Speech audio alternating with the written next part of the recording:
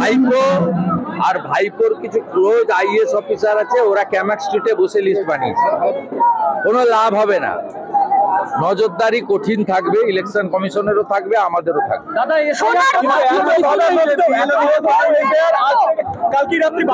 যারা এসআইআর হবে না বলেছিল ওদেরকে প্রশ্ন করুন। আমরা বলেছিলাম এসআইআর আগেও হয়েছে, এখনো হবে। এসআইআর হচ্ছে ত্রুটিমুক্ত ভোটার তালিকা। অনুপ্রবেশকারীদের নাম ভোটার তালিকায় থাকবে না। যারা ভারতীয় নয় তারা কেন ভারতে ভোট দেবে? এই তালিকায় কোনো ভারতীয়দের চিন্তা নেই, বাংলাদেশ থেকে আসা হিন্দু শরণার্থীদেরও কোনো চিন্তা নেই, বিহার, ইউপি, ঝাড়খণ্ডের ভারতীয় লোকেদেরও কোনো চিন্তা নেই, কোথাও চিন্তা নেই। কোনো ভারতীয়দের এতটুকু চিন্তা নেই, সে যে দল করুন না কেন। এমন কি ভারতীয় মুসলমানদেরও কোনো চিন্তা নেই। ওপারের বাংলা, পূর্ববঙ্গ আর এদিকে পশ্চিমবঙ্গ, হিন্দুদের সংখ্যা কমছে এবং তার ফলে হিন্দুরা নিজেদের ধর্ম পালন এবং যে হাজার হাজার বছরের পরম্পরা রয়েছে, অর্থাৎ মাথায় সিঁদুর লাগানো, তিলক লাগানো, শিখা রাখা, ধুতি পরা, মহিলাদের, বিবাহিত মহিলাদের শাখা পলা, অথবা হিন্দুদের তুলসী মালা বা আচার মালা, বাড়িতে তুলসী মঞ্চ রাখা, গীতা পড়া, শাক বাজানো, দীপদান করা, একাদশী, পূর্ণিমা ইত্যাদি পালন করা, এই জায়গাতেও কিন্তু বাধা প্রাপ্ত হচ্ছে। যখন নির্যাতিতদের ভিত্তিতে পাকিস্তান তৈরি হয়, তখন একটা বাঙালি ভাষী খণ্ড পূর্ব পাকিস্তানে চলে যায়। তখন অর্থাৎ আজকের বাংলাদেশ, সেদিন ওখানে 33 ভাগ হিন্দু ছিল, আজকে নামতে নামতে 7% হয়ে গেছে। স্বাধীনতার পরে প্রথম জনগণনায় পশ্চিমবঙ্গে হিন্দু ছিলেন 85 ভাগ। 31 সালে জনগণনা যখন শেষ হবে, আপনি মিলিয়ে নেবেন, আমরা 65-তে চলে এসেছি। হিন্দু সংখ্যা কমলে হিন্দু ধর্মাচরণ বা হিন্দু সংস্কৃতি বা বাঙালি ঐতিহ্য, এই সব কিছু কিন্তু ধীরে ধীরে বিপন্ন হবে।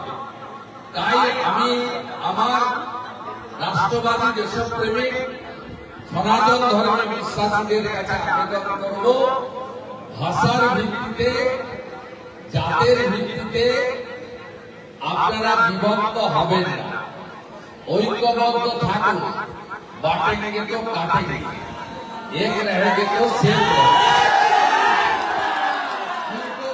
आपकी हिंदी स्पीकिंग, आपकी बंगाली स्पीकिंग, किंतु दोनों दिन बोलबे ना आपकी उर्दू स्पीकिंग, आपकी बंगाली स्पीकिंग। हिंदू हिंदू भाई भाई তাই এই যে চক্কর আছে আমাদেরকে দুর্বল করা, हिंदू भाई হিন্দুরা দুর্বল হবে না। हिंदू भाई भाई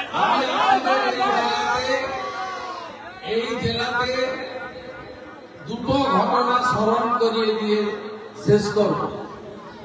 একটি তেলেনিপাড়ার ঘটনা, আপনারা ভুলে যাননি তো আমার হিন্দু জনতা, ভুলে যাননি তো রিসরাতে রামনবমীতে পাথর ছোড়ার ঘটনা।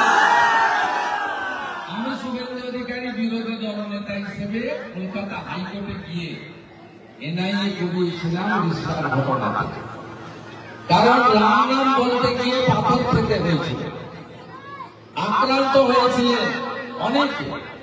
পুরসুরার এমএলএ বিমান ঘোষের মাথা থেকে অজস্র রক্ত বেরিয়েছিল, আপনারা জানেন। তাই আমরা চাই না, আমরা তো অন্য ধর্মের ধর্ম পালনে আঘাত করি না, এটা স্বামী বিবেকানন্দ শিখিয়েছে, নিজ ধর্মে আস্থা, অপর ধর্মে শ্রদ্ধা। কিন্তু আমাদের ধর্ম পালন করতে গেলে ঘটোত্তোলনের শোভাযাত্রায় হোক, বিসর্জনের শোভাযাত্রায় হোক, রামনবমীর শোভাযাত্রায় হোক, কাঁধে বাঁক নিয়ে জল ভরে তারকেশ্বর ধামে যাওয়ার পথেই হোক, আমরা কেন আক্রান্ত হব? এই আক্রান্ত যদি না হতে হয় সমগ্র হিন্দু সমাজকে ভাষার ভিত্তিতে, জাতের ভিত্তিতে, আলাদা আলাদা মত পথের ভিত্তিতে, রাজনীতির ভিত্তিতে বিভক্ত না হওয়ার আবেদন জানিয়ে জগদ্ধাত্রী পুজো এবারে অত্যন্ত সুখকর হোক, মধুময় হোক, জগৎজননী মা জগদ্ধাত্রীর কাছে এই প্রার্থনা করব। আপনারা যখন অষ্টমীর দিন পুষ্পাঞ্জলি দেবেন মায়ের কাছে, নিজের পরিবারের যেমন সুখ সমৃদ্ধি, শান্তি, সুরক্ষা প্রার্থনা করবেন, আপনারা সাথে সাথে পশ্চিম বাংলার প্রত্যেকটি বোন এবং কন্যার জন্য প্রার্থনা করবেন। এই রাজ্যে কোন বোন এবং কন্যা সুরক্ষিত নয়। সে আর্জিকরের অবহেলা হতে পারে, দুর্গাপুর মেডিকেল কলেজ আইপিসিটির সেকেন্ড ইয়ারের ছাত্রী হতে পারে।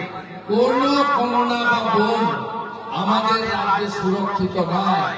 মা জগৎজননী, তুমি আমাদের শক্তি দাও, আমরা যেন আমার মাটি, আমার দেশ, ধর্ষকদের করব শেষ। এটা যেন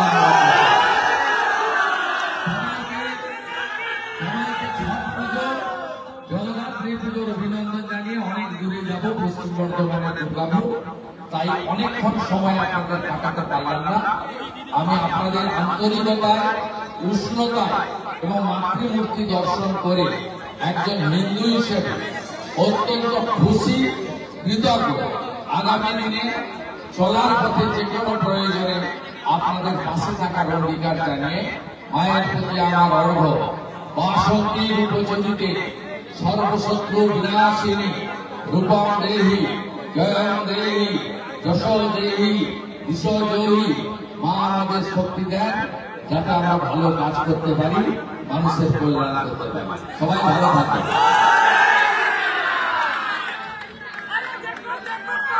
আরো ভালো ভালো খবর দেখতে সাবস্ক্রাইব করুন বাংলা হান্টের ইউটিউব চ্যানেল। বাংলা হান্টের আরো খবর দেখতে নজর রাখুন। বাংলা খবর মানেই বাংলা হান্ট।